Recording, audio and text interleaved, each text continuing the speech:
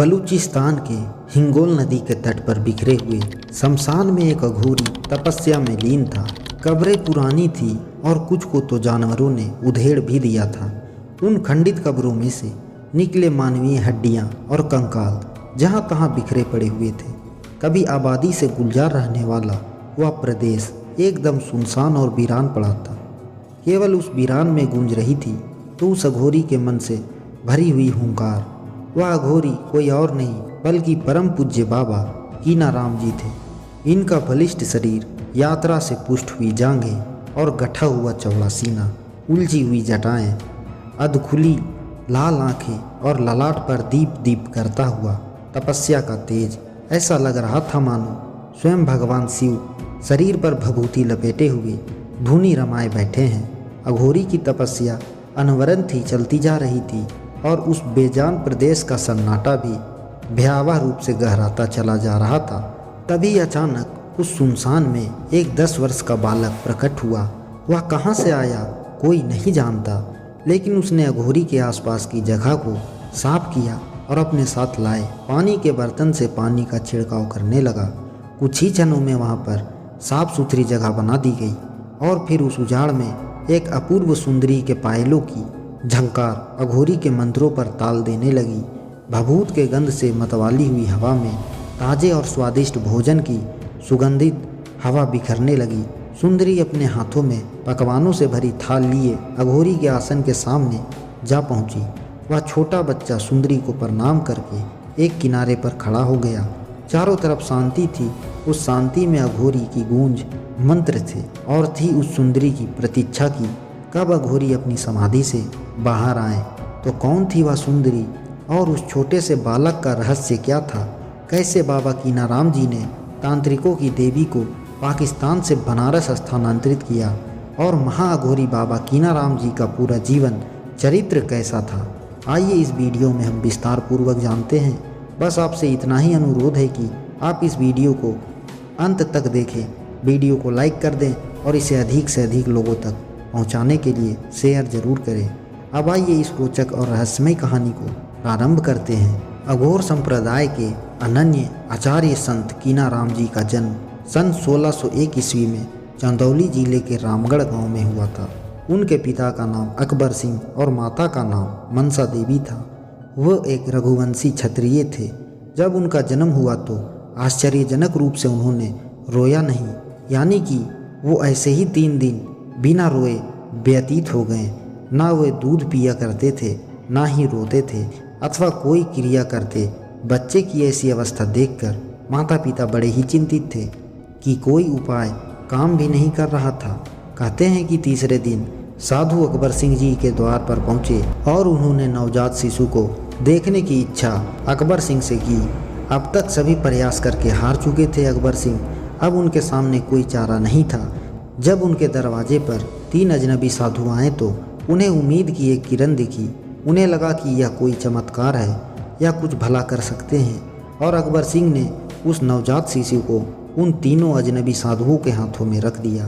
कहते हैं कि उन साधुओं में से एक ने उस बच्चे के कान के पास कुछ फुसफुसाया और उसके बाद आश्चर्यजनक रूप से वह बच्चा रोने लगा और हाथ पैर हिलाने लगा। बच्चे को क्रिया करते देख उसके माता पिता बड़े प्रसन्न हुए और वे साधु जिस तरह से अज्ञात रूप से आए थे उसी तरह से अज्ञात स्थल को चले गए। कुछ लोग कहते हैं कि वे तीनों साधु ब्रह्मा, विष्णु और महेश थे। बाबा कीनाराम जी के कीनाराम नाम पढ़ने के पीछे भी एक बड़ी रोचक कहानी है। वे अपने तीनों भाइयों में सबसे बड़े थे, लेकिन उनसे पहले भी अकबर सिंह जी की संतानें हुई थी, पर दुर्भाग्यवश वे जीवित नहीं बची। इसीलिए जब कीनाराम जी का जन्म हुआ तो उनके जीवन को बचाने के लिए उनके माता पिता ने एक टोटका किया। उन्होंने अपने नए जन्मे हुए बच्चे को किसी दूसरे को दे दिया और फिर उस दूसरे व्यक्ति से अपने ही बच्चे को खरीद लिया, क्योंकि पूर्वांचल में खरीदने को किन्ना कहा जाता है। इसीलिए उस बच्चे का नाम पड़ गया कीनाराम, जो कि कीना गया था। धीरे धीरे कीनाराम जी बड़े होने लगे। वे कहते हैं ना कि पूत के पांव पालने में ही दिख जाते हैं। इसी तरह कीनाराम बचपन से ही आध्यात्मिक प्रवृत्ति के थे। वे जब तक धुनी रमा लेते, समाधि लगाते और भगवान श्री राम के गुणों का गुणगान नहीं करते तो उन्हें अच्छा ही नहीं लगता था। विवाह करने की उनकी कोई इच्छा नहीं थी, लेकिन उन दिनों बाल विवाह की जाती थी और एक बच्चे की इच्छा उस समय क्या मायने रखती थी। इसीलिए 9 वर्ष की उम्र में उनका विवाह कात्यायनी देवी के साथ कर दिया गया। 3 वर्षों के पश्चात जब उनकी उम्र 12 वर्ष की हुई तो उनके गौने की तैयारी होने लगी। उनका गौना होने ही वाला था और अगले ही दिन गौने का दिन था। तभी कीनाराम अपनी माँ के पास गए और माँ से कहा कि माँ, मुझे दूध भात खाने के लिए दो। कहते हैं कि उस समय दूध भात ना खाने की प्रथा थी और दूध भात को अच्छा नहीं माना जाता था। दही भात खा लेता आदमी, घी के साथ खा लेता, मट्ठे के साथ खा लेता, लेकिन दूध भात मृत्यु के बाद खाया जाता था। माँ ने कहा, कल तुम्हारा गौना है, एक पुण्यमय तिथि है और ऐसे में तुम दूध भात की मांग कर रहे हो। लेकिन बालक अपनी जिद पर अड़ा रहा। कीनाराम नहीं माने। हार थक कर माता को उस बालक को दूध और भात देना पड़ा। कीनाराम जी ने बड़े प्रेम से दूध भात खाया और अगली ही सुबह उनके घर पर खबर आई कि उनकी पत्नी का देहांत हो गया है। जिनसे गौना होने वाला था उनका देहांत हो गया है। माता कीनाराम पर बड़ी क्रोधित हुई। उन्होंने कहा कि कल तुमने शुभ घड़ी में अशुभ काम किया, तुमने दूध भात मांग कर खाया और इसीलिए ऐसी घटना हुई, ऐसी दुर्घटना घटी। इस पर कीनाराम जी ने कहा कि माँ, मैंने जब दूध भात मांग कर खाया था तब तक उसकी मृत्यु हो चुकी थी। तुम चाहो तो इसका पता लगा सकती हो। और सच में यही हुआ था। जब पता लगाया गया तो पता चला कि शाम को ही उनकी पत्नी का देहांत हो गया था और कीनाराम रात में अपनी माँ से दूध भात मांग कर खाया था। माँ से यह समाचार पूरे गांव में फैल गया। लोग इस बात पर आश्चर्य करने लगे कि आखिर कीनाराम को यहाँ बैठे बिठाए बिना किसी संदेश के आए ही इस बात का पता कैसे चल गया। लेकिन कीनाराम तो आध्यात्मिक व्यक्ति थे। इस घटना के बाद वापस उनके विवाह की बात चलने लगी। यह होने लगा कि चलो अब दूसरी जगह इस बच्चे का विवाह कर दिया जाए। परिवार का दबाव बढ़ता चला जा रहा था और कीनाराम बार बार इनकार करते चला जा रहा था। लेकिन जब यह दबाव हद से अधिक बढ़ गया तो वे चुपचाप अपने घर से निकल पड़े और घूमते घामते गाजीपुर आ गए। उन दिनों गाजीपुर में रामनंदी संप्रदाय के अनुयायी संत शिवराम रहा करते थे। नागरिकों में उनकी प्रसिद्धि थी। बालक कीनाराम को ठिकाना मिल गया। वे वहीं पे रुक गए। बालक कीनाराम ने शिवराम जी को अपना गुरु मान लिया, लेकिन शिवराम उन्हें दीक्षित नहीं कर रहे थे क्योंकि कीनाराम बड़ी ही मन से उनकी सेवा करते और कीनाराम की उम्र भी कम थी। वे बालक थे, इसीलिए शिवराम को लगता था कि मुझे एक मुफ्त का नौकर मिल गया है। यदि मैं इसे दीक्षा दे दूं तो हो सकता है कि यह संन्यास ग्रहण करके यहाँ से चला जाए, फिर मुझे मेरी सेवा के लिए और कौन मिलेगा। इसीलिए शिवराम को उन्होंने दीक्षा नहीं दिया और बालक कीनाराम उन्हें अपना गुरु मानकर उनसे दीक्षा दिए जाने की प्रतीक्षा में उनकी सेवा करते रहे और खाली समय में राम नाम का जप करते थे। ऐसे ही समय व्यतीत होने लगा। एक दिन शिवराम जी ने बालक कीनाराम को कमंडल और कुछ कपड़े आदि देकर कहा कि चलो गंगा के किनारे आज स्नान करने चलते हैं। मैं गंगा में स्नान करूंगा, क्योंकि शिवराम जी की उम्र अधिक थी और कीनाराम अभी बच्चा थे। वे चंचल थे, इसीलिए वे जल्दी ही गंगा जी के किनारे पहुंच गए। शिवराम पीछे रह गए और बालक कीनाराम गंगा जी की स्तुति करने लगे। शिवराम जी ने पीछे से देखा कि एक बड़ा ही अजीब आश्चर्य घटित हो रहा है। इधर बालक गंगा जी की स्तुति कर रहा है और उधर माता भागीरथी को जल अपने आप ही ऊपर उठता हुआ कीनाराम के नज़दीक पहुंच रहा है। शिवराम यह देखकर आश्चर्य से भर गए। उधर बालक ने सोचा, यह मेरे गुरु की कृपा है, और गुरु पीछे से ही देखकर यह जान गए कि इस बालक में अद्भुत तेज है। यह बालक कोई पहुंचा हुआ संत पुरुष की आत्मा है। इसके अंदर एक महान व्यक्ति बनने की संभावना विद्यमान है। गुरु के मन में शिष्य के प्रति और शिष्य के मन में गुरु के प्रति स्नेह उपज आया और उसके बाद शिवराम जी ने बालक कीनाराम को दीक्षित किया। कीनाराम अवगढ़ बनने से पहले वैष्णव बना दिए गए। इसी तरह समय व्यतीत हो रहा था। कीनाराम अपने गुरु के सानिध्य में बड़े प्रसन्न थे। अब तो वे दीक्षित भी हो गए थे। लेकिन एक दिन दुर्भाग्य उनके गुरु के दरवाजे पर दस्तक देने आया। शिवराम जी की पत्नी का देहांत हो गया। अपनी पत्नी के देहांत के कुछ महीनों के बाद शिवराम जी ने दूसरे विवाह की तैयारी प्रारंभ कर दी। यह देखकर कीनाराम को आश्चर्य का ठिकाना नहीं रहा। अब वे युवा अवस्था में पहुंच गए थे। उनके अंदर विद्रोह का स्वर भी उभरने लगा था। उन्होंने अपने गुरु से कहा कि आप ऐसा क्यों कर रहे हैं, यह आपको शोभा नहीं देता है। आपकी उम्र ढल चुकी है और ऐसे में आप दूसरा विवाह करना चाह रहे हैं। आप वैष्णव हैं और हमारे प्रभु श्री राम ने मर्यादा की एक सीमा बनाई है। एक पत्नी व्रत धारण करने को कहा है। और फिर आपकी तो उम्र भी हो गई है। लेकिन शिवराम जी अपने जिद पर अड़े रहे और वे विवाह करने को लेकर अपनी मन स्थिति नहीं बदलना चाहते थे। इसी बात पर कीनाराम और शिवराम जी के बीच में विवाद हुआ और कीनाराम उस आश्रम को छोड़कर आगे की तरफ प्रस्थान कर गए। हालांकि उन्होंने अपने गुरु की इज्जत करते हुए बाद में 4 वैष्णव मठों की स्थापना भी की। जब वे आगे बढ़े तो मार्ग में नाई ढी नामक एक गांव आया। उन्होंने देखा कि एक वृक्ष के नीचे एक बुढ़िया बेतहासा रो रही है। जब उन्होंने इसका कारण पूछा तो उस बुढ़िया ने बताया कि जमींदार का लगान बकाया हो गया था और इसीलिए जमींदार के प्यादे उसके लड़के को पकड़कर ले गए हैं और वे उसे मार रहे हैं। कीनाराम जी ने कहा, तू इस तरह रोने से लगान चूक जाएगा क्या? चल मैं तेरे लड़के को बचा लूँगा। बुढ़िया ने कहा कि महाराज वह बड़ा जालिम आदमी है, बिना रकम के मानेगा नहीं, अब बेकार में परेशान हो रहे हैं। लेकिन कीनाराम जी ने कहा कि ऐसा नहीं होगा, तुम्हारे रोने से तुम्हारा बच्चा तो बचेगा नहीं। अगर तुम मेरे साथ चलोगी तो मैं तुम्हारे बच्चे को बचा लूँगा। मैं भी तो देखूं कि वह कैसा ज़मींदार है। बाबा को लेकर बुढ़िया ज़मींदार के पास पहुंची। कीनाराम ने देखा कि लड़के को हाथ बांधकर धूप में बिठा रखा है। इस पर उन्होंने ज़मींदार से कहा कि ज़मींदार साहब, आप इस बेवा के लड़के को छोड़ दें। ज़मींदार ने देखा कि एक नवयुवक बाबा बना हुआ है। यहाँ पर आकर वह मुझे आदेश दे रहा है। उसे लगा कि यह कोई पाखंडी होगा। ज़मींदार ने कहा कि मेरा लगान बाकी है, रकम चुका दीजिए, लड़के को ले जाइए। इस पर कीनाराम जी ने कहा कि लड़का जहाँ बैठा है वहाँ तेरी सारी रकम रखी है, किसी मजदूर को बुलाओ और उस जगह को खोद कर देखो। ज़मींदार को बड़ा आश्चर्य हुआ। उसने मजदूर को बुलवाया और लड़के के हाथ पैर खुलवा करके वहाँ से हटा दिया और फिर उसी जगह पर खुदाई की तो उसे बड़ा आश्चर्य हुआ कि थोड़ी सी खुदाई के बाद ही वहाँ पर उसे उतने ही पैसे मिले जितना कि उस बुढ़िया पर कर्ज था। अपनी वंचित रकम मिलने पर उसे घोर आश्चर्य हुआ और साथ ही वह भयभीत भी हो गया।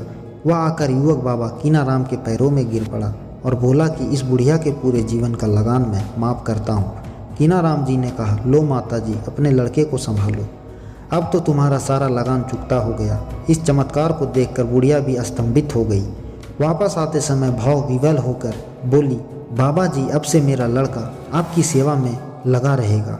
पता नहीं मेरा लड़का कितने समय जमींदार के यहाँ बेगारी करता रहेगा। अब यह आपकी सेवा में रहेगा तो इसका जीवन सफल हो जाएगा। वैसे भी मेरे 4 लड़के हैं, मैंने एक लड़का आपको दान में दे दिया। या पहले तो कीनाराम बाबा राजी नहीं हुए, लेकिन बुढ़िया की जिद को देखते हुए भगवान की इच्छा इसे माना और लड़के को साथ ले लिया। यही लड़का उनका प्रथम शिष्य हुआ, जिसका नाम था बीजाराम। यह भी आगे चलकर एक बहुत बड़े सिद्ध साधक हुए और बाबा के उत्तराधिकारी हुए। इसके कुछ वर्षों के उपरांत उन्होंने गिरनार पर्वत की यात्रा की। गिरनार पर्वत पर भगवान दत्तात्रेय ने उन्हें दर्शन दिए और उन्हें अवधूत की दीक्षा भी प्रदान की। कहते हैं कि भगवान दत्तात्रेय अघोरियों के प्रथम गुरु हैं। भगवान शिव जी के 5 मुख में से एक मुख अघोर मुख है। भगवान शिव पहले अघोरी हैं और पहले गुरु भगवान दत्तात्रेय हैं। गिरनार के बाद कीनाराम जी बाजीराम के साथ जूनागढ़ पहुँचे।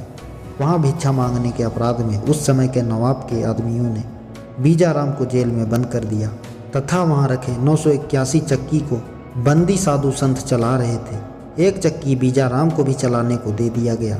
जब शाम का समय हुआ और बीजाराम वापस नहीं आया तो कीनाराम जी ने धुन रमाई और उन्होंने अपने सिद्धि बल से यह जान लिया कि बीजाराम के साथ क्या घटना घटी है। इसीलिए दूसरे दिन स्वयं नगर में जाकर वे भिक्षा मांगने लगे। ऐसा करने से वह भी कारागार में पहुंच गए और उन्हें भी चलाने के लिए चक्की दे दी गई। बाबा ने बिना हाथ लगाए चक्की से चलने को कहा, किंतु यह तो उनकी लीला थी, चक्की नहीं चली। तब उन्होंने पास ही पड़ी एक लकड़ी उठाकर चक्की पर मारी और फिर सबके देखते ही वहाँ पर एक घोर आश्चर्य प्रकट हुआ। सब की सब 981 चक्कियाँ अपने आप चलने लगीं, बिना किसी के चलाए चलने लगी। यह समाचार जब नवाब के पास पहुँची तो वह बड़ा ही भयभीत हुआ और उसने क्षमा मांगी और बाबा के आदेश अनुसार यह वचन दिया कि उस दिन से जो भी साधु महात्मा जूनागढ़ आएगा उसे बाबा के नाम पर 2.5 पाव आटा रोज दिया जाएगा। और उसके बाद नवाब की कोई संतान नहीं हो रही थी तो उसने बाबा जी से आशीर्वाद मांगा। बाबा जी से आशीर्वाद पाकर नवाब की वंश की परंपरा चल निकली। तत्पश्चात बाबा जी को सपने में दत्तात्रेय जी आए और उन्होंने कहा कि तुम बलूचिस्तान के हिंगलाज देवी के मंदिर की तरफ जाओ। क्योंकि हिंगलाज देवी तंत्र साधना की देवी है। तुम उनकी तपस्या करो। बलूचिस्तान में स्थित हिंगलाज देवी का मंदिर 51 शक्तिपीठों में से एक माना जाता है। वहाँ पर तंत्र मंत्र के साधक अक्सर जाया करते थे।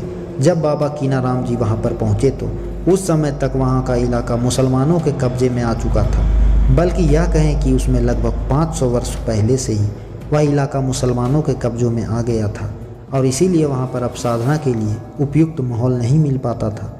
बाबा जी हिंगलाज मंदिर से थोड़ी ही दूर हटकर एक सुनसान शमशान में भैरवी साधना करने लगे। उनकी तपस्या बड़ी ही गहरी थी और तब वहाँ पर 10 वर्ष के बालक का रूप लेकर भैरव आए और भैरव ने बाबा जी के आसपास के स्थान को साफ किया और उसके बाद हिंगलाज देवी स्वयं ही पकवान लेकर बाबा के पास पहुँची। बाबा ने अपनी समाधि तोड़ी तो देखा कि एक युवती खाना लेकर उनके पास आई है। वह बड़े भले घर की मालूम पड़ती है। बाबा ने एक नज़र देखा और फिर खाना खाने लगे, लेकिन उन्होंने कुछ नहीं पूछा। उन्हें लगा कि कोई युवती होगी जो साधु को देखकर खाना लेकर आई होगी। ऐसा ही क्रम चलता रहा। लगभग बहुत दिनों तक वह युवती बाबा को खाना लेकर आती और बाबा खाना खाकर साधना में लग जाते। एक दिन बाबा कीनाराम जी ने युवती से पूछ ही लिया कि इस सुनसान में आप कहाँ से आती हैं? आप किसके घर की स्त्री हैं और इस प्रकार आपको यहाँ आने से कोई रोकता नहीं है? तब उस स्त्री ने मुस्कुराते हुए अपने असली स्वरूप में बाबा को दर्शन दिया और कहा कि मैं हिंगलाज देवी हूँ। मैं वही हूँ जिसकी तुम तपस्या कर रहे हो। मैं तुम्हें सभी सिद्धियाँ प्रदान करती हूँ और मैं तुम्हें आज्ञा देती हूँ कि तुम मुझे यहाँ से ले जा कर के बनारस की पुण्य भूमि पर स्थापित करोगे। और फिर बाबा ने वहाँ से हिंगलाज देवी की शक्ति को लिया और आकर के बनारस में काशी के कुंड में स्थापित कर दिया और कहते हैं कि आज भी कुंड में देवी की शक्ति विद्यमान है। तत्पश्चात बहुत वर्षों तक उन्होंने कठोर साधना की और फिर वाराणसी के हरिश्चंद्र घाट पर पहुँचे। वहाँ पर वे देवी की प्रेरणा से ही गए थे, क्योंकि देवी ने कहा था कि तुम्हें हरिश्चंद्र घाट पर अपने गुरु मिलेंगे। उसी घाट पर शमशान पर रहने वाले अवगढ़ बाबा कालूराम जी भी निवास करते थे। कालूराम जी बड़े प्रेम से दाह किए हुए शवों की बिखरी हुई खोपड़ी को अपने पास बुलाकर चने खिलाते थे। जब कीनाराम जी ने यह देखा तो उन्हें लगा कि यह व्यर्थ का खिलवाड़ है और उन्होंने अपनी सिद्धि शक्ति से खोपड़ा का चलना बंद कर दिया। कालूराम जी ने ध्यान लगाया और समझ लिया कि यह कीनाराम है और उन्हें यह भी पता चल गया कि कीनाराम शक्ति ने भेजा है। बाबा कालूराम ने कीनाराम जी की परीक्षा लेनी चाहिए। जब कीनाराम उनके पास आए तो कालूराम ने कहा कि मुझे भूख लगी है, मछली खिला दो। कीनाराम जी ने गंगा तट की ओर मुख किया और कहा, गंगिया ला एक मछली दे। और तभी उनके देखते ही देखते एक बड़ी मछली खुद ही पानी से बाहर आ गई। थोड़ी देर बाद कालूराम जी ने गंगा में बहे जा रहे एक शव को कीनाराम को दिखाया और कीनाराम जी से कहा कि वह एक शव बहा जा रहा है। कीनाराम भी समझ गए कि मेरी परीक्षा ली जा रही है। उन्होंने कहा कि मुझे तो कोई शव नहीं दिखाई दे रहा, मुझे तो यह व्यक्ति जिंदा दिखाई दे रहा है जो आराम से ठाठ से लेटा हुआ बहे चले जा रहा है। इस पर कालूराम जी ने कहा कि सच करके दिखाओ, वह एक शव है, उसे तुम जीवित कैसे कर सकते हो? तब बाबा कीनाराम ने वहीं से मुर्दे को पुकारा और वह बहता हुआ किनारे पर आ लगा। मुर्दे के पुकारे जाने पर वह मुर्दा उठकर खड़ा हो गया। बाबा कीनाराम जी ने उसे घर वापस भेजा, लेकिन उसकी माँ ने उसे बाबा की चरण सेवा के लिए ही छोड़ दिया और कहा कि तुम तो मर ही चुके थे, बाबा ने तुम्हें जीवन दान दिया है, तो अब तुम बाबा की सेवा करो। इन सब के बाद कहते हैं कि कालूराम जी ने अपने असली स्वरूप में उन्हें दर्शन दिया और कहते हैं कालूराम दत्तात्रेय जी के ही अंश अवतार थे। और उसके बाद कीनाराम जी को दीक्षा दी। बाबा कीनाराम जी ने बाबा कालूराम जी से अघोर की सारी विद्याएं सीखी और फिर अपने प्रथम गुरु वैष्णव शिवराम जी के नाम पर उन्होंने 4 मठ स्थापित किए तथा दूसरे गुरु अवगढ़ बाबा कालूराम जी की स्मृति में कुंड, बनारसी, रामगढ़, देवल तथा हरिपुर में 4 अवगढ़ गद्दी कायम की। इसके अलावा भी बाबा की बहुत सारी कहानियाँ सुनाई जाती हैं। जैसे एक जनश्रुति है कि एक बार बाबा कीनाराम जी कंधार पहुँचे। यहाँ के किले पर फारस के शाह अब्बास का कब्जा था, जिसने जहांगीर के बुढ़ापे का लाभ उठाकर उस पर अपना अधिकार कर लिया था। जहांगीर और शाहजहां काफ़ी प्रयास के बाद भी उसे जीत नहीं पा रहे थे। शाहजहां का अवघड़ संतों में विश्वास था और इसीलिए उसने कीना जी को आओ भगत की। तब कीनाराम जी ने उसे आशीर्वाद दिया कि और कहते हैं कि उनके आशीर्वाद देने के तुरंत बाद ही फारस के सूबेदार शाह के खिलाफ हो गए और इस प्रकार शाहजहां बिना लड़ाई लड़े ही किला जीतने में कामयाब हो गया। फिर इसी किले में शाहजहां ने कीनाराम जी का स्वागत किया। हालांकि यह कहानी सच से अधिक एक उपहास लगती है। उसी प्रकार एक बार उन्होंने औरंगजेब को भी फटकारा था। जिस मजहब की आड़ में तुम अमानुष कार्य कर रहे हो उसे इतिहास कभी माफ़ नहीं करेगा और तुम्हारे बाद तुम्हारे वंश का विनाश हो जाएगा।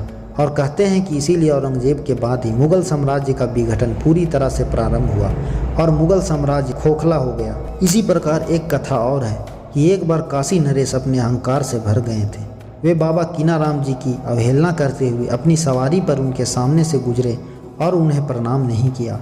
बाबा कीनाराम जी को इन तथाकथित बाहरी आडंबर से कोई मतलब नहीं था, लेकिन उन्होंने अंदर तक झांक कर देखा तो काशी नरेश के हृदय के अंदर उन्हें अहंकार दिख गया।